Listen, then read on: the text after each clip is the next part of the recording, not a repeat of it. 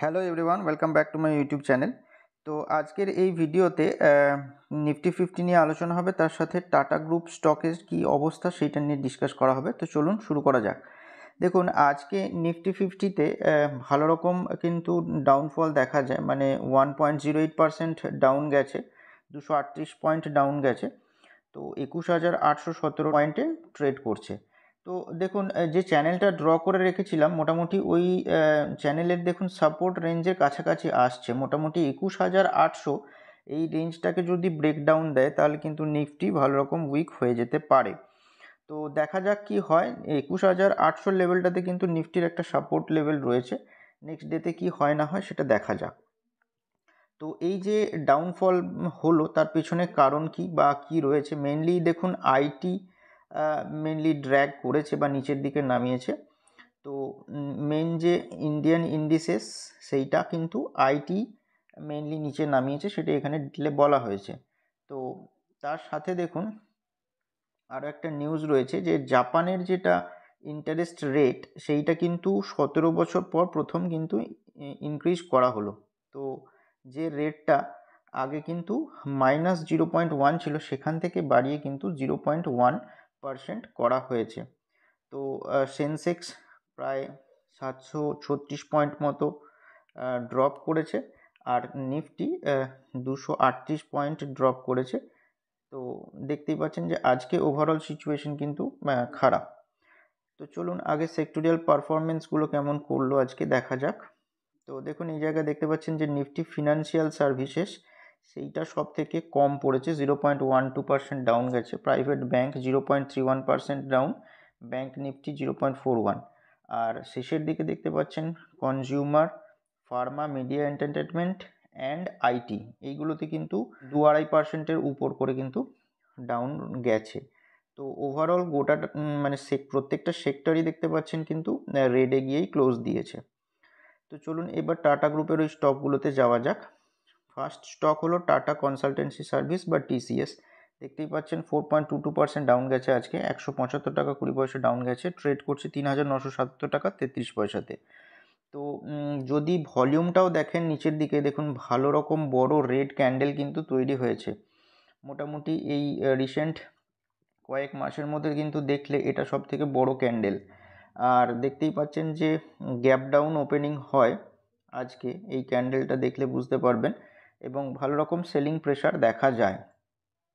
তো এটার কারণ কি না, একটা নিউজ কয়েকদিন আগে থেকেই আসছিল যে মেনলি যে টাটা সন্স আছে, তো সে এই টিসিএসের স্টক বা স্টেক সেল করতে চাইছে।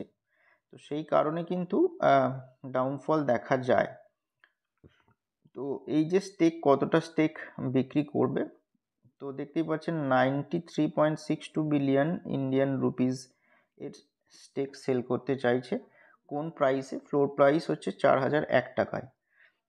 মন্ডের যেটা ক্লোজিং প্রাইস ছিল তার থেকে 3.7% ডিসকাউন্টে কিন্তু মানে এরা স্টেকটা সেল করবে। তো মনে হয় আজকেই ওইটার ব্লক ডিলটা হয়েছে, যে কারণে কিন্তু ভালো রকম ডাউন যায়। আর broader sector sentiment remains sour ahead of federal reserve's rate decision on Wednesday. তো মোটামুটি ব্রডার সেন্টিমেন্ট কিন্তু ঠিকঠাকই আছে, কারণ হচ্ছে যে গতকালকে ইউএস মার্কেটের ন্যাসড্যাকে বিশেষ করে ভালো রকম তেজি লক্ষ্য করা যায়, যে ফেডারেল রিজার্ভের রেট কাট এর ডিসিশনটার জন্য। যদিও এখনও রেট কাট অ্যানাউন্স হয়নি, তবে যেটা রেট কাট মানে হওয়ার যেটা মানে আশা রয়েছে সেটা খুব তাড়াতাড়ি কিন্তু হতে পারে। তো সেই কারণে কিন্তু অন্যান্য মানে যে বাইরের যে ব্রডার সেন্টিমেন্ট সেটা কিন্তু ভালো রকমই রয়েছে। আর আইটি স্টক আজকে দেখতে পাচ্ছেন 3.3% ডাউন গেছে। তো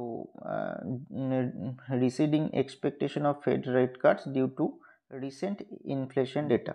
তো এই যে রিসেন্ট ইনফ্লেশন ডেটাটা যেটা আসছে সেইটা কিন্তু খুব একটা ভালো আসেনি।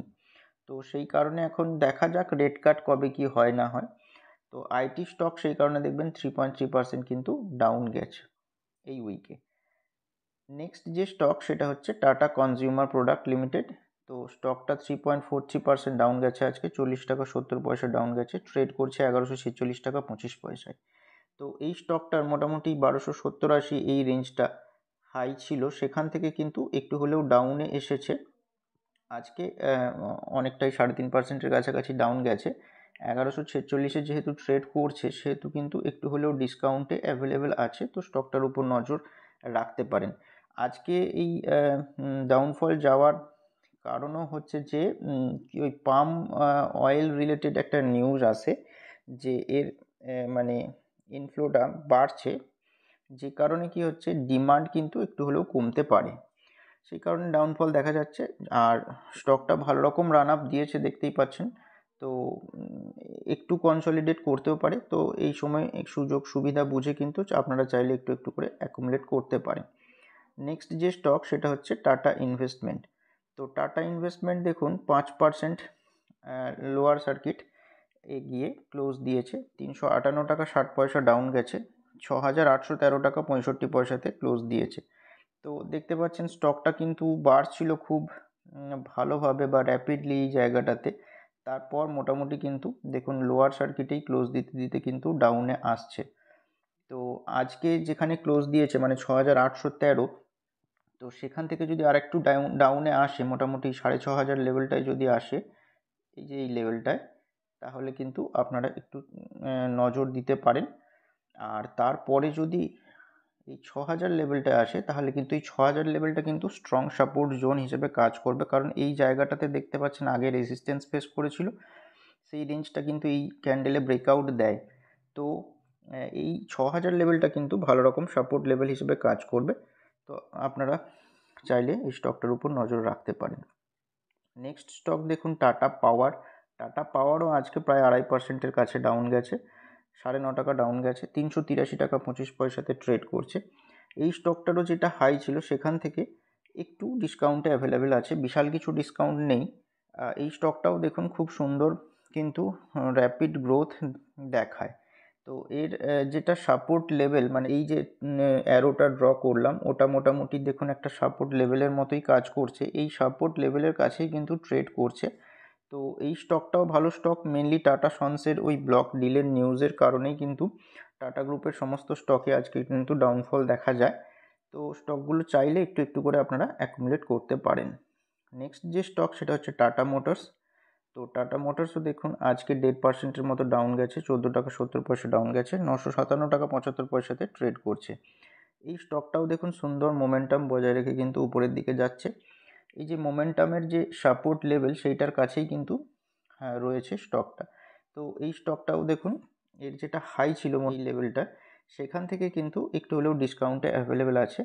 তো স্টকগুলো যেহেতু টাটা গ্রুপের স্টক এবং টাটা মোটরস যেহেতু ইভি সেক্টরে মোটামুটি লিডার বলতে পারেন, তো স্টকটার উপর একটু নজর রাখতে পারেন। অবশ্যই যদি কোনো রকম ইনভেস্টমেন্ট করতে চান তাহলে আপনার রিসার্চ মতো করবেন বা আপনার ফিনান্সিয়াল অ্যাডভাইজারের সাথে কনসাল্ট করে তবেই করবেন।